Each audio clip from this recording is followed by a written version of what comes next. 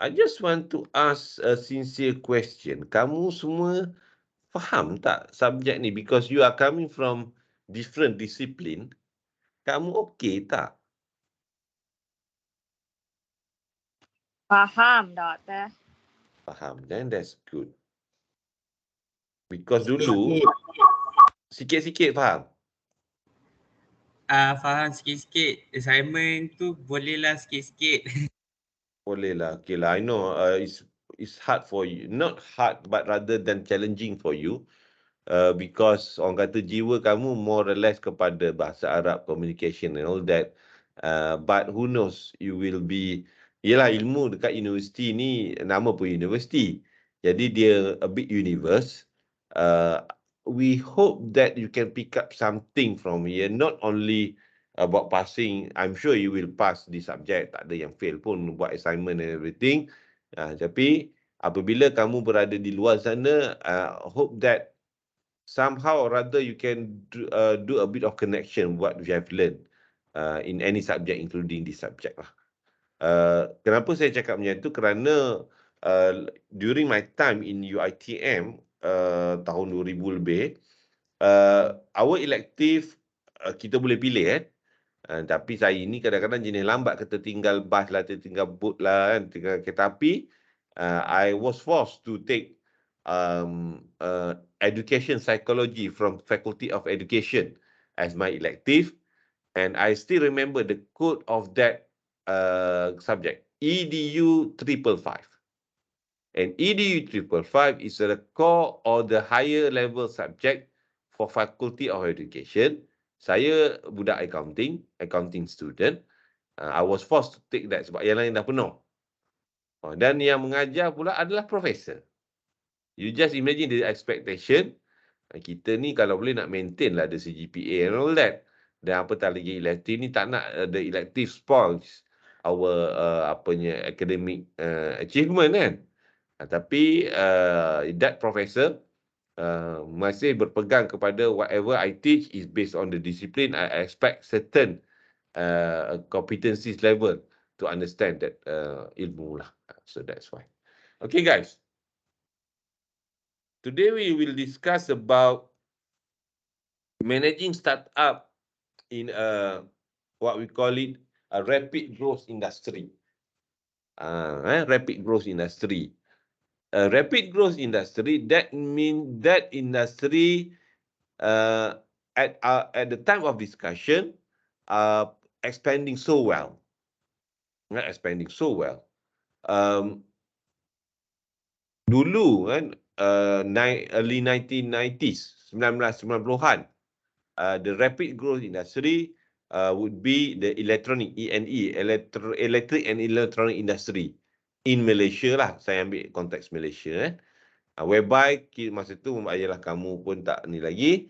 Mungkin kamu boleh tengok the archive data or archive record. Whereby Malaysia is the top exporter of E&E equipment to the world. Kita ni pengeksport utama. Jadi macam mana, how we can do our business survive in this kind of growth? Adakah we need to dependent so much on government structure, support structure or incentive, or we can make ourselves to do this industry, kan? Itu 1990-an. Tahun 2000 kan, ataupun hujung 1990-an, the rapid growth industry would be the orang kata the ICT sector, semiconductor and all that, sama. Malaysia pun quite well established. Banyak company yang relocate here, especially the servicing, establish their call center, establish their whatever benda yang dia boleh bagi, yang dia boleh buat kat sini. Then we once again involved in this one. But that industry died down because ada benda lah kan. Then comes to 2000, we are very orang kata receptive to the idea that we need to promote a biotechnology sector. Biotechnology industry. Jadi masa tu saya ingat lagi, ramai yang saintis-saintis yang di makmal-makmal universiti, pusat penyelidikan got involved with business. Some of them very successful. Ada yang buat macam-macam produk, suplemen yang dah jadi big brands pun dah ada. However, there also not majority or even fraction in the middle lah yang get involved tapi apanya orang kata went bankrupt went bankrupt because more or less whatever type of business we involve, competition apanya exist. Kita tak boleh lari daripada persaingan. Okay, not only kenapa saya sebut macam tu, kerana setiap sektor dia memang ada persaingan yang hebat. If you are dominant in local, it's not necessarily you're going to be successful at a international level. Okay, so banyaklah benda yang ni sekarang ni di Malaysia rapid growth industry mungkin yang terkait dengan ICT but more or less kepada IoT ataupun business solution. Business solution memang services lah, perkhidmatan memang menjadi salah satu, kerana when we grow here, we are actually observing other market as well. Okay, ada market yang sedang booming sekarang adalah our next door neighbor, Indonesia. They are expanding so well, dia ada duit yang banyak, dia ada sumber manusia yang ramai, they are more or less meningkatkan taraf pendidikan mereka. Jadi mereka dapat sikit sebanyak, bukan sedikit sebanyak lah, ada a huge improvement and even a very tremendous achievement of them. Jadi kita pun follow that one lah. Okay guys, why we need to concern about this chapter? So first of all, we want you to understand the stages in business cycle and startup stage in business. Jadi startup stage in business, dia involve a healthy life cycle.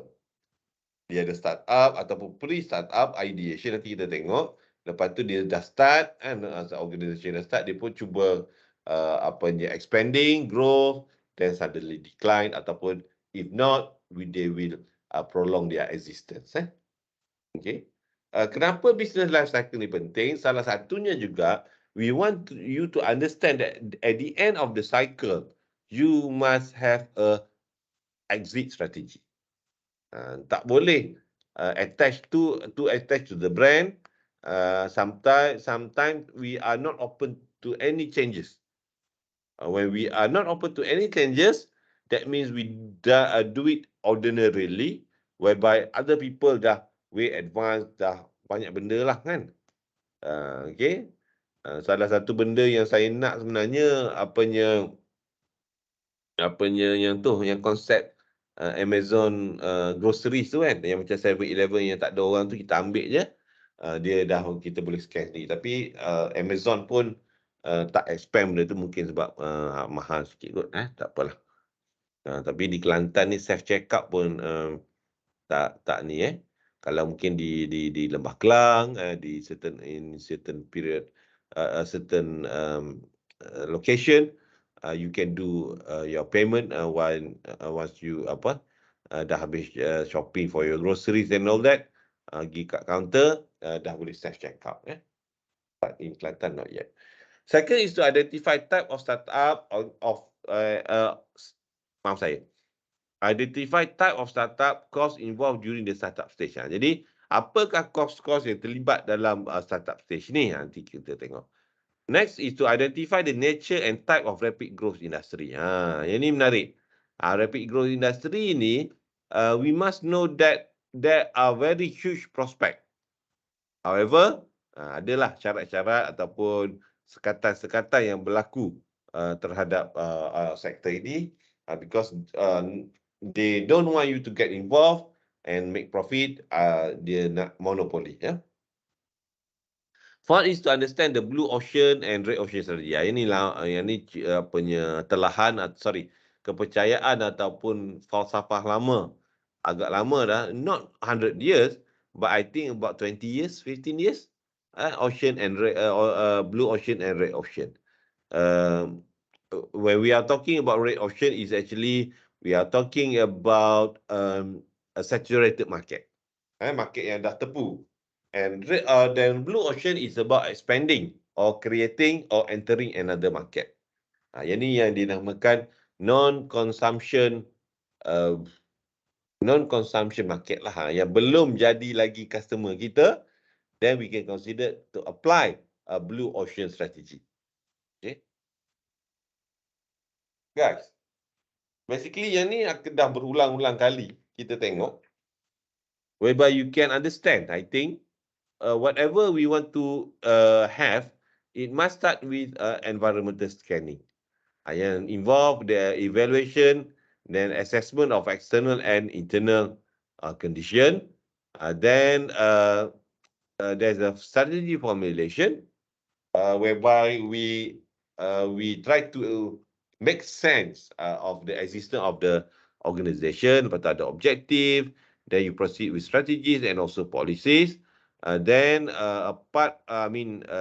these 4 stages of strategy formulation will be done, and also now it's about implementation. Okay, this is typical business life cycle. Typical, Okay. Kalau tengok, dia adalah paksi X tu, X-axis is time, whereby Y-axis paksi Y adalah sales. Okay. Saya nak tanya, at the moment, as you can see this graph, it starts with more or less year 0 kan?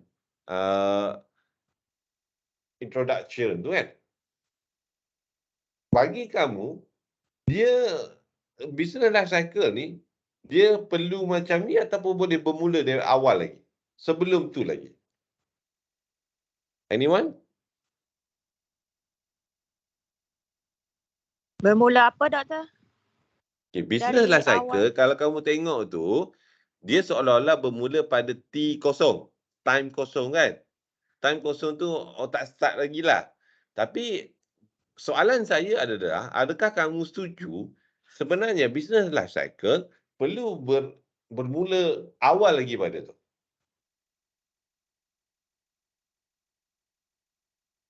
Saya rasa kena mula dari awal lagi.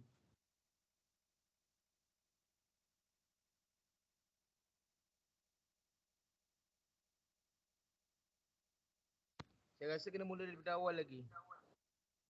Awal tu apa yang kita nak buat? Environmental scanning tu lah. Okay. Awal tu kita buat ideation. Kita buat idea. Okay. Macam kamu sekarang ni, saya rasa kamu tengah ideation lah. Saya tak tahu kan, mana tahu ada in future upon graduation, dah jadi usahawan yang bagus from this student of FBI bahasa Arab and Keusahawanan. And this very jadi dalam istilah keusahawanan, dia ada satu type of entrepreneur. Dia panggil nascent entrepreneur.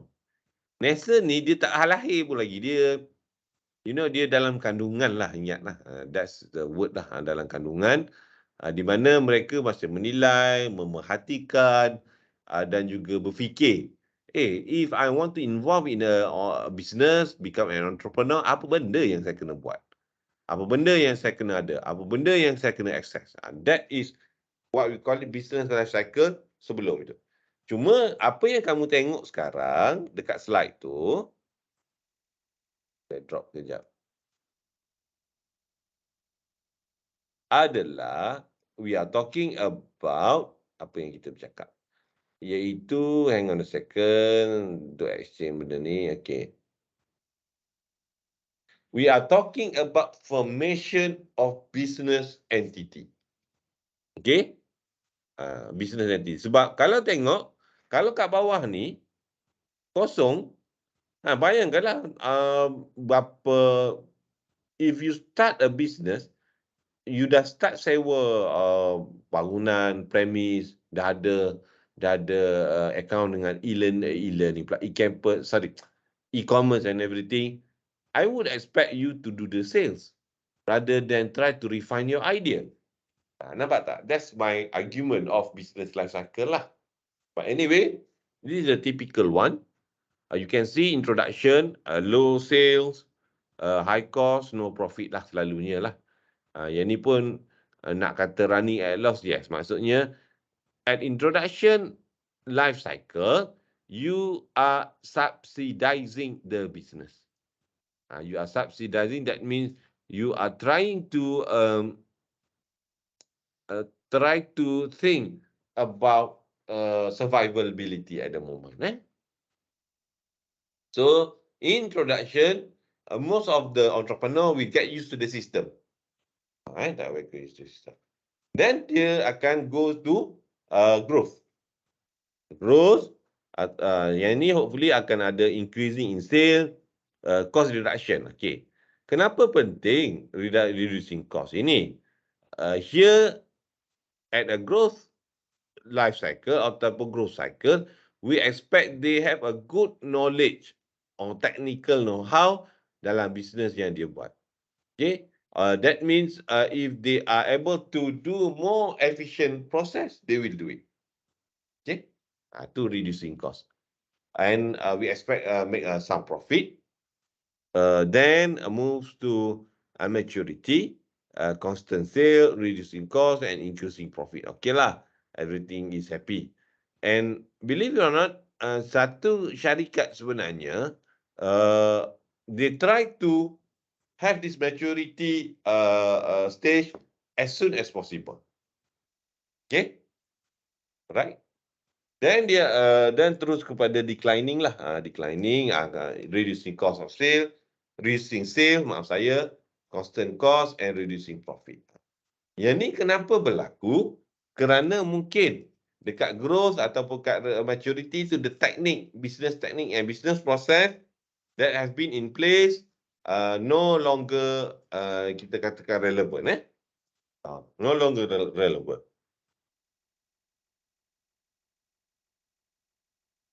So faham? Ada soalan? Any question? Tak ada soalan. Zakwan ada soalan tu, dia angkat tangan. Oh, iya ke? Zakwan, please. Saya ada soalan doktor, tapi maaf mencelah. Kiranya pada slide ketiga doktor tu, kan? Slide ketiga yang mana? Tadi tu, slide yang ketiga tadi. Ni. Bukan. Ni.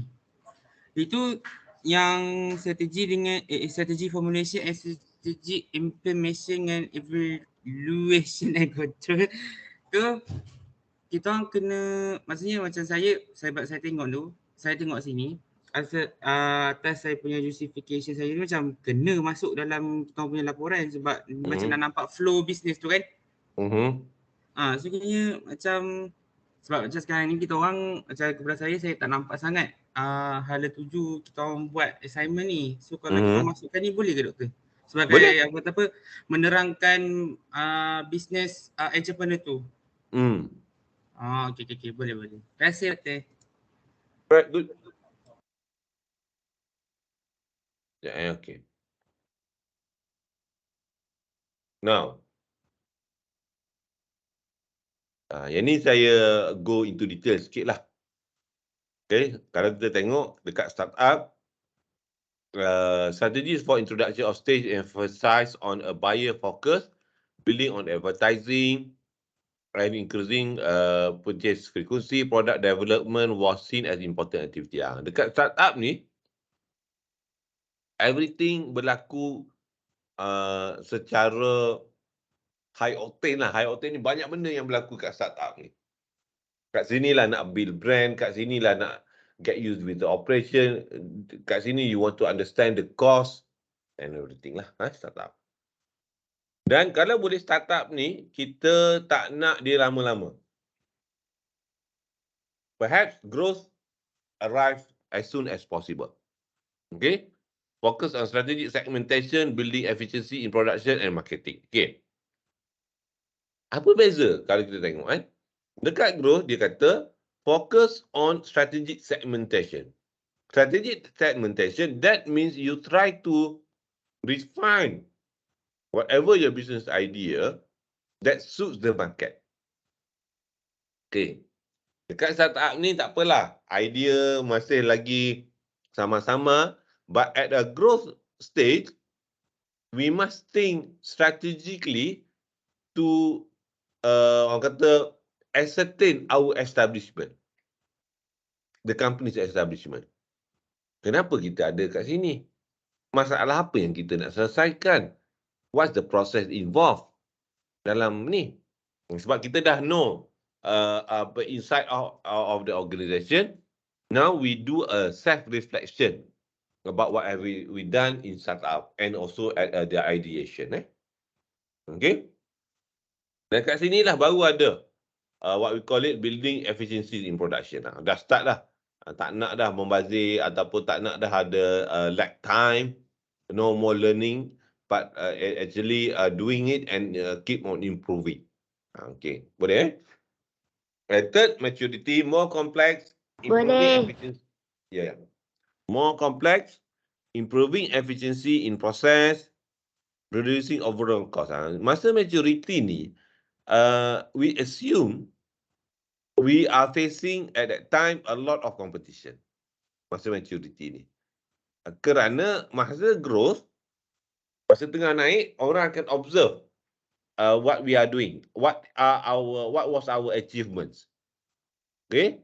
Kalau lah, contohnya, I want to ask you, if you see someone is climbing up for success,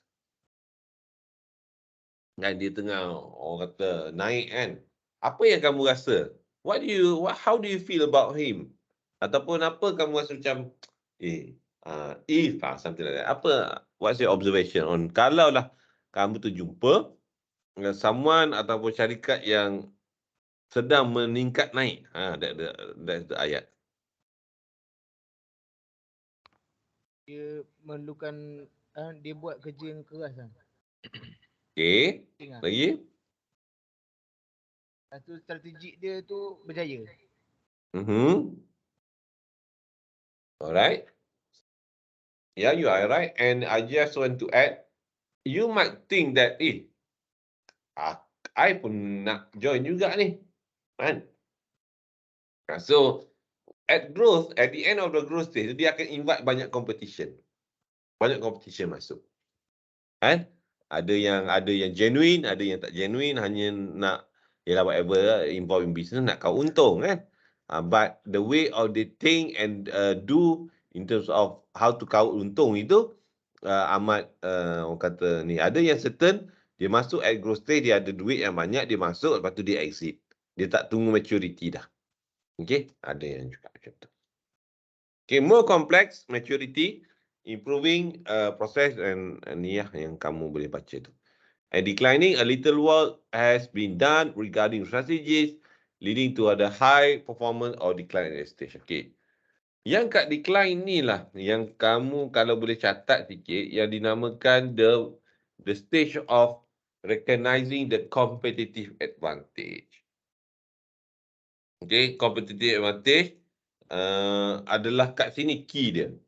Kerana kalau they are able to not avoid lah, tapi to hold this declining. Kita tak nak decline sebenarnya. Decline ni macam menurun kan. If they are able to prolong this maturity stage, memang dia happy lah. Macam saya rasa, yang tu yang Apple sedang buat iaitu make sure that dia tak sampai growth decline, at the decline stage saja. Okay. Dia pernah decline dulu. Saya rasa dalam 1980-an lah.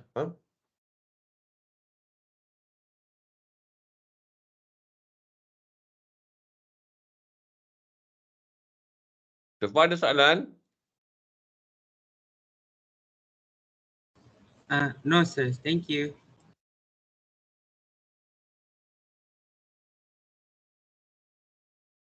Okey. Dalam startup stage in business life cycle, macam saya kata, business is born not as legally, have overestimated money needs and time to the market. And budget best be revised and all that lah. Yang ni yang kita ada. Startup stage ni banyak berlaku perkara-perkara, orang kata kerja-kerja yang mesti dilaksanakan. Okay. Types of startup cost. Startup stage requires establishing a customer base and market presence along with the tracking and maintaining cash flow. Yang ni dah faham mengenai who are your customer, how they going to pay you, how we need to manage the cash from the sale, how we need to manage our supplier, for example. Okay, and it says here, sales promotion consists of short-term incentive to encourage the purchase of sale or product or service, whereas advertising offer a reason to buy and product or service sales promotion offer a reason to buy as well. Okay, point ni nak cakap apa? This point is highlighting the importance of branding during the startup course. Okay, and also understand the channel of that branding. Branding ni tinggi, brand tapi nak capai ke penjenamaan itu, mesti ada proses yang berlaku. Dan proses yang berlaku ini, I think this is where you can decide kat mana nak promote and everything.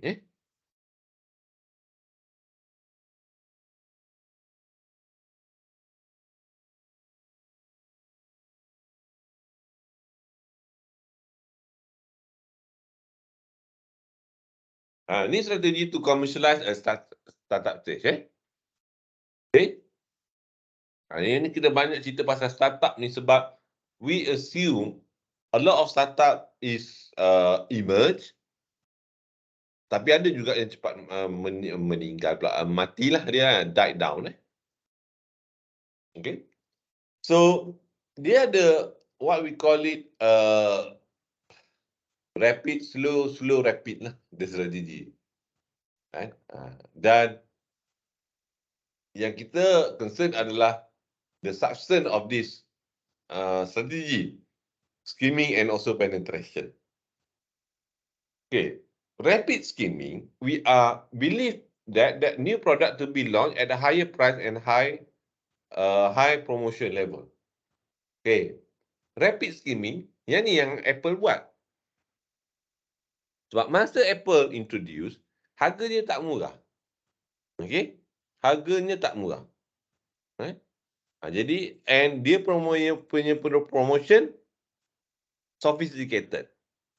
Sebab dia fikir dia akan push for this one, sementara orang masih tidak mempunyai pemikiran sama dengan dia. That is rapid skimming. New product to be launched at a higher price and high promotion level. Okay. Number 2, low or slow skimming. Okay, new product to be launched at a high price but low level of promotion. Okay, yang ni selalunya startup yang terlibat dengan spin-off. Spin-off daripada mana? Spin-off dari jenama-jenama yang terkenal. Dia tak perlu promotion lagi. Dia kata, this is another segment or another business idea or another product idea from XYZ yang sudah terkenal. So, dia cepat buat ini. Next adalah slow penetration. New product to be launched at a low price and low promotion. Ini low price and low promotion. That means they are dependent so much on people's public at large, dia panggil public at large about their lifestyle. Contohnya, slow penetration, new product to be launched at a lower price and low promotion. If I'm not mistaken, tak nak pakai produk, but it could be new services as well. new to be launched at a low price and low promotion. I'm sorry, not .nan, but Mr. DIY, for example. That is slow penetration. Okay. Rapid penetration, new product to be launched at low price and high promotion. Okay, slow penetration, kenapa saya kata Mr. DIY? Because Mr. DIY memang dah, lah kata ni, tapi dia dia promotion dia not advertising. Ya. Dia tak banyak advertisement yang ni. Dia depend so much on people perception about the store.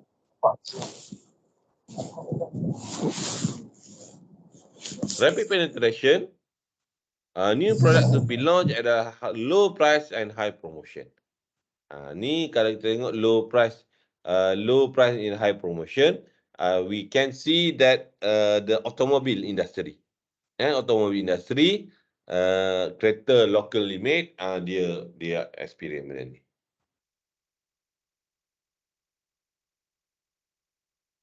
Nature and type of rapid growth industry. Ni baru nak pergi sikit. The sales growth is the main indicator to label any rapid growth industry. Sales growth. Yang ni yang kalau kamu nanti involved in business pitching, people will ask you, what is your prediction? Your prediction about sales here. Kamu cakap lagi ni, tapi okay, growth tu dia akan tengok percentage of sales, changes in sales. With such indicator, Behringer et al. Define the rapid growth firm as a firm with 3-year compound annual growth of 80%. Very rapid ni. Ni yang dipanggil yang extraordinary performance lah. Over and above. 3-year. Buat cerita ke apa Syab? 3-year compound annual sales 80%. Maksudnya, dari tahun ke tahun, dia kena sekurang-kurangnya bisnes dia expand about 20%. Ada yang memang ada. Memang dapat. In addition, rapid growth is frequently indication of market acceptance and firm success. Definitely. Okay. Shall we take a break sekejap sebab saya nak switch on ni laptop. Dia punya ni. Charger sekejap. Shall we take a 1 minute break? Boleh sekejap Boleh. Okey, Doktor. Doctor, I have a question. Sorry for interrupt you. Okay.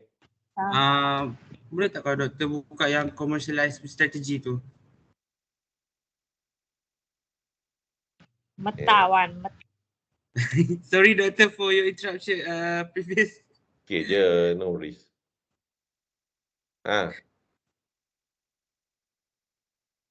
Ni. Okay.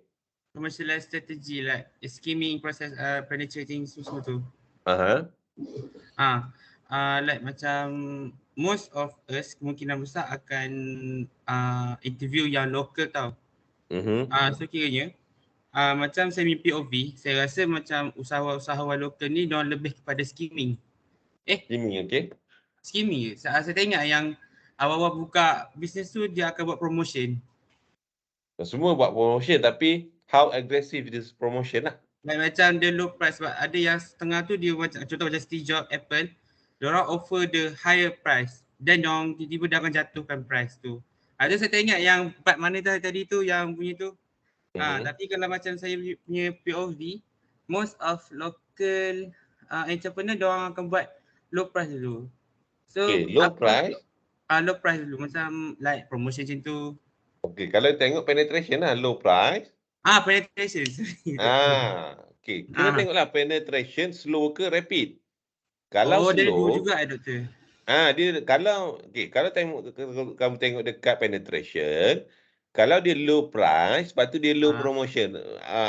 Promotion dia pun macam nak tak nak, macam DIY, mesti DIY dia tak adalah promo sangat, tapi dia dah bergantung pada people perception. Jadi low price, dia sebutlah, dia kata always low price. Macam tu, dia konsisten je dia punya ni. Dia tak ada kata ambil celebrity ke whatever, adalah juga, tapi not that aggressive, you know. Faham. Okay. Kayaknya POV doktor macam most of local entrepreneur ni dia ambil proses penetrate Selalunya sebab dia nak low price, lepas tu dia promo. Ha? Dia banyak dependent on promotion. Okay. Baik doktor. Terima kasih doktor. Alright. Sorry doktor about interruption tadi tu. No, that's fine. Let's take a 1-2 minute break. Yeah.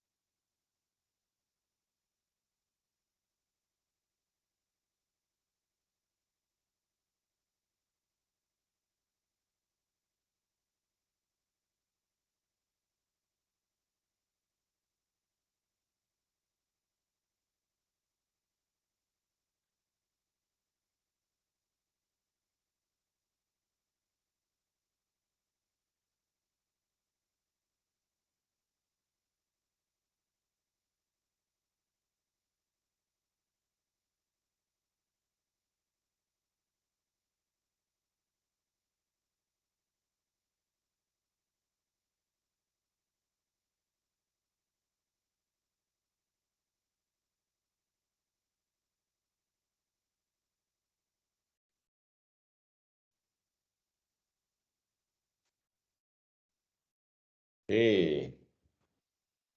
Let's continue a bit.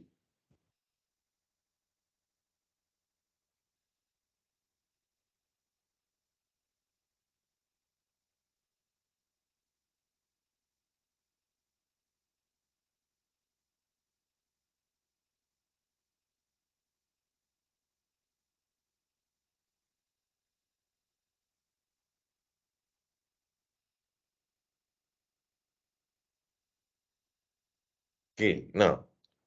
Tadi kita dah tengok mengenai strategi dia.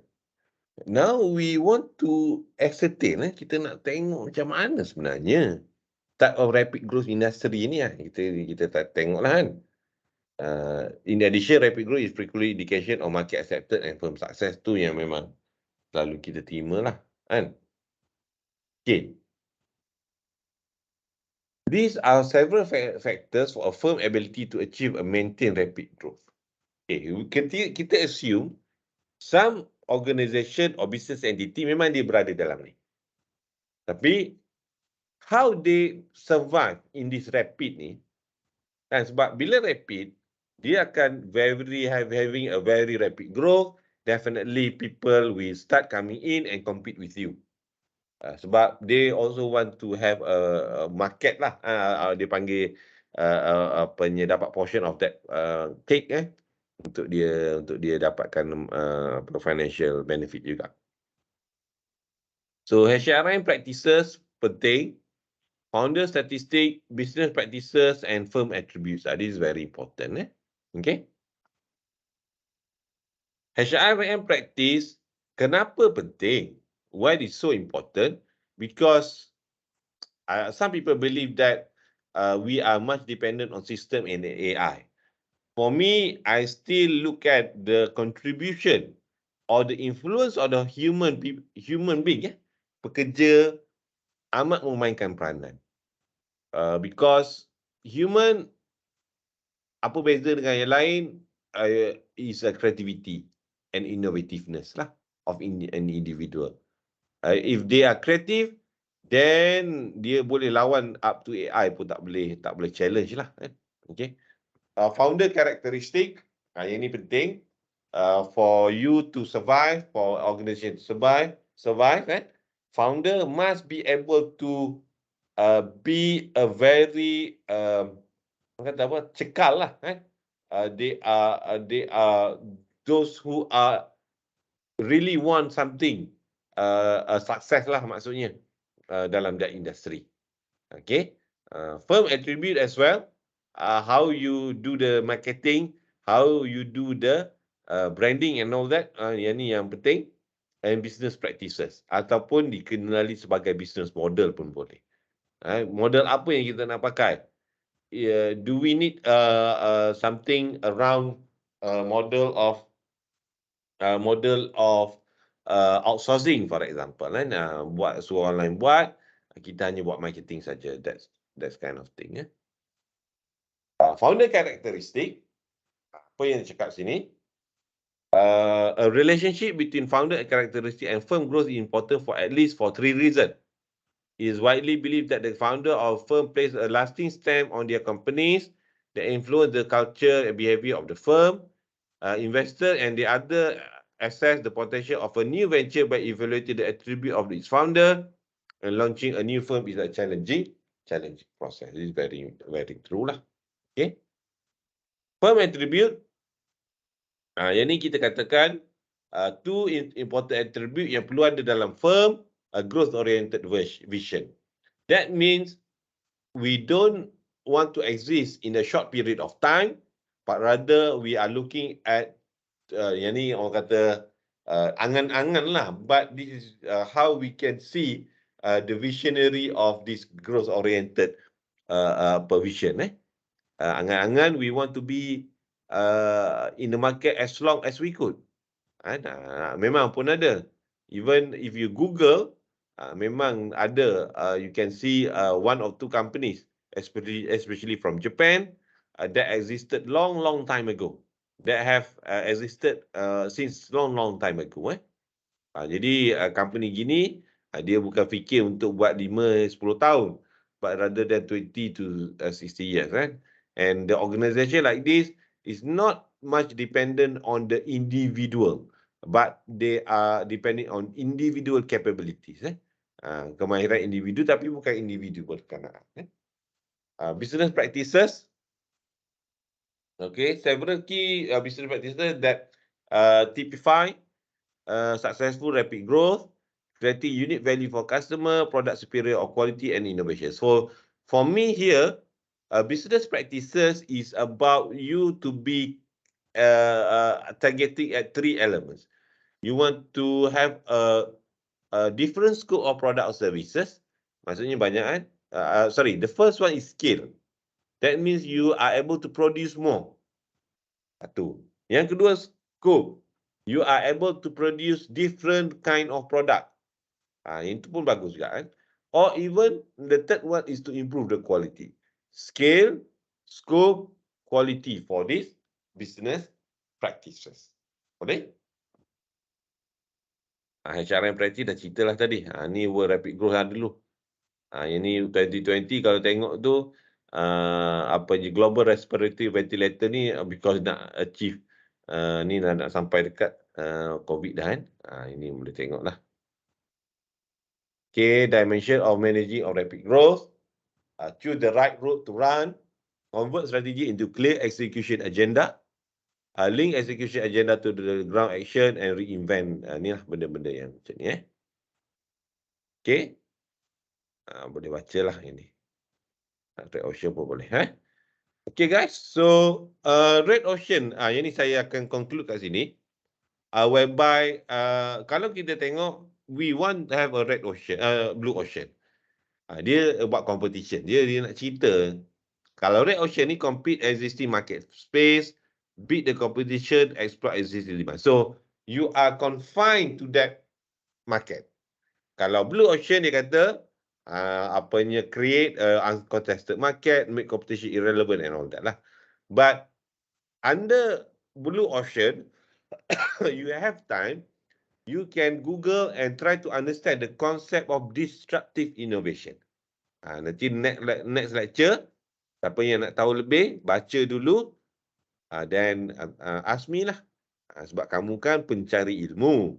Jadi saya perlukan you buat dulu inisiatif, then try to ni lah. Okay? Boleh? Boleh, Doktor. Boleh. InsyaAllah, Doktor. InsyaAllah semua keluar. Very good. Bagus. Okay guys, about 10 minutes to 10 o'clock sebab saya tak nak kamu, sebab sebenarnya memang lecture kena habis 10 minit sebelum ni, at least kamu can do. Okay. Any question? Doktor, saya nak tanya pasal assignment. Boleh, silakan. Pasal assignment tu kan doktor ada upload 2 case study kan? Ya, saya. Kita akan buat 2 case study atau each group satu je pilih daripada 2? Dua-dua. Buat 2-2? Ya. Faham? Kan group work. Group work ni buat sebelah mata seorang pun tak apa.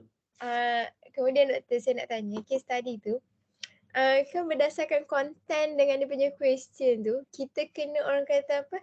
Question dia tu kita kena masukkan kepada konten dia lah kan? Sebab konten Betul. tak ada apa-apa kan? Maksudnya Ya, betul. konten tu yang kita jadikan konten dia. Kita kena cari kesamaan konten tu kan? Exactly. Then you need to discuss and think about the possibility. Sebab case study tu dia limited. Then you need to think between lines. Dia panggil read between lines. You need to discuss among yourself the assumption yang kamu boleh ada. Faham? Case study. Saja je nak trick kamu. Saya ingatkan salah satu je. Mana boleh? Ni group work. Kalau salah satu individual. Faham. Saja je. Alright guys, kalau tak ada apa-apa, anyone yang ada question, boleh stay on. Saya ada kerja kat sini. Anyone yang ada kerja lain, ada komitmen lain, then feel free